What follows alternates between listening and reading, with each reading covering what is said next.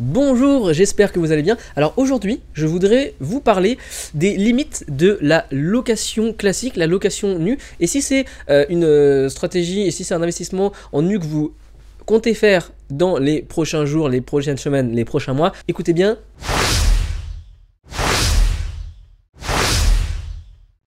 Donc, dans cette vidéo, on va parler de 3 limites vraiment de la location nue et puis de quelques exceptions à la fin.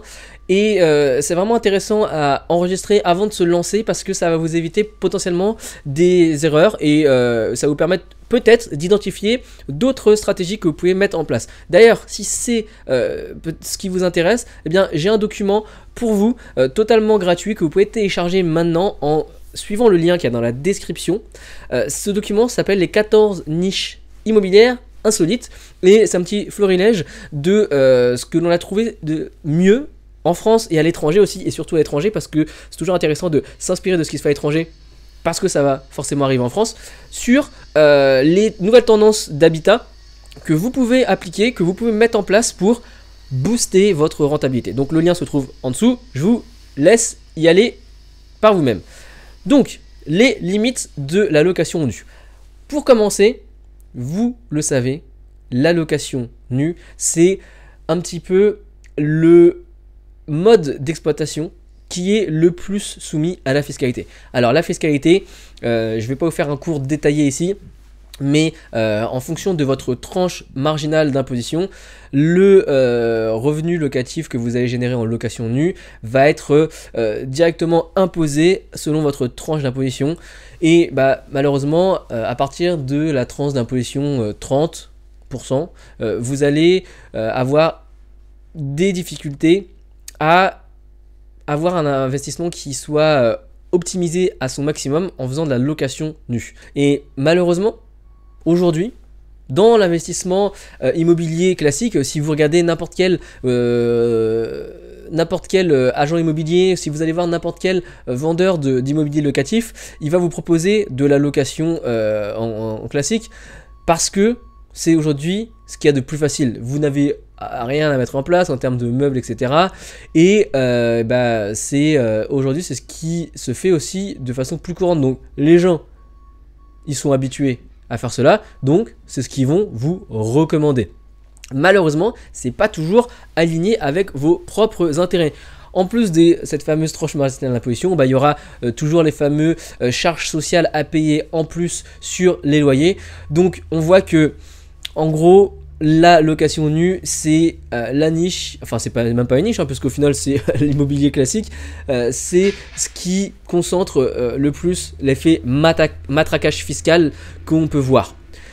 Le deuxième point négatif de la location nue, c'est que ça va être difficile de se différencier. Vous savez, moi je suis un fervent défenseur de trouver le type de locataire idéal, de l'identifier. Je l'ai fait dans une autre vidéo où je vous ai présenté le portrait robot de votre locataire idéal. C'est également ce que je vous montre en détail dans la formation Cash Exploitation, et c'est ce qu'il y a de tout à fait innovant dans le document des 14 niches IMO insolites. On part d'abord de la cible du locataire et malheureusement avec la location nue, c'est plus difficile de proposer un produit qui s'adresse et qui soit totalement dédié à une niche de locataires, parce que vous allez avoir moins de choses pour créer un coup de cœur, vous allez avoir moins de choses pour créer de la facilité, vous allez avoir moins de choses pour créer des contrats spécifiques. Dans la location nue, le contrat moyen c'est 3 ans et vous êtes totalement obligé de vous conformer à ce contrat là, et dans ce contrat là c'est également là où il y a le plus de protection pour le locataire. Et donc qu'est-ce que ça veut dire en corollaire? Bien, le moins de protection pour vous en tant que propriétaire.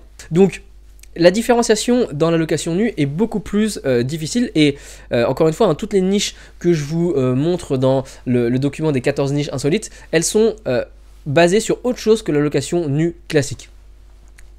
Enfin, troisième point négatif qui n'est pas des moindres, les loyers va être plafonné dans le cas d'une location classique. En effet, la location classique, c'est aujourd'hui la location dans lequel vous n'allez pas pouvoir maximiser le prix du loyer. Je vous dis ça parce que, à l'inverse, lorsque vous allez faire un autre type de location, par exemple, on remet toujours au meublé, là vous allez pouvoir augmenter sensiblement les loyers. Lorsque vous allez faire de la location courte durée, qui va être aussi basée sur le statut du meublé, vous allez beaucoup plus multiplier les loyers. Alors, il y a peut-être une façon de faire des loyers surélevés en gardant de la location nue, c'est la colocation. Mais là encore, est-ce que c'est pertinent de proposer une colocation totalement vide?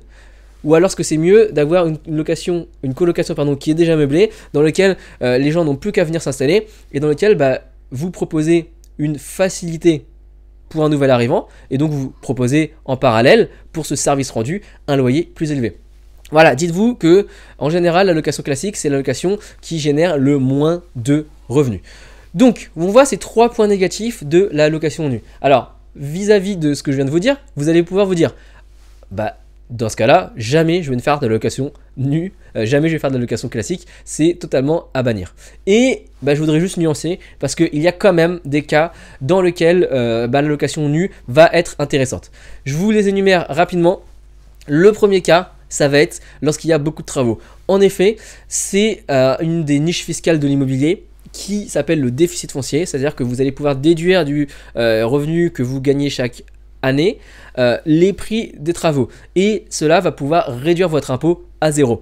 Et donc, dans un cas d'un projet où vous avez de gros travaux, ça peut être très intéressant de commencer par faire de la location nue classique, de utiliser cette niche de déficit foncier pendant les années où vous allez pouvoir éponger vos loyers, et à partir du moment où c'est épongé, passer sur un autre statut, peut-être du meublé, pour retourner sur une fiscalité plus avantageuse et éviter le matraquage fiscal qui s'en va par la suite.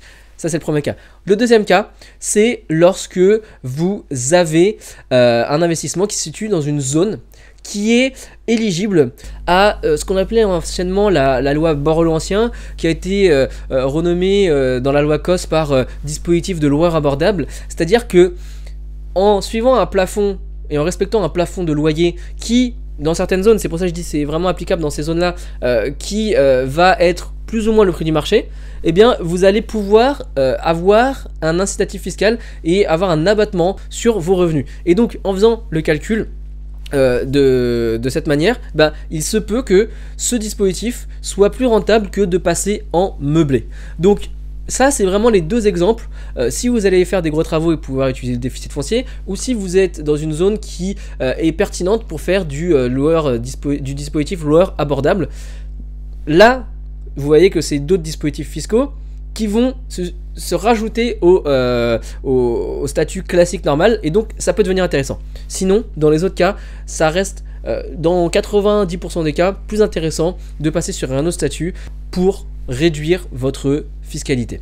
Donc si ces différentes manières de exploiter votre bien immobilier vous semblent pertinentes, et si vous voulez avoir de l'inspiration pour savoir comment mieux faire, comment booster votre rentabilité, et bien encore une fois je vous recommande le document des 14 niches immobilières insolites que vous pouvez trouver juste en dessous dans la description.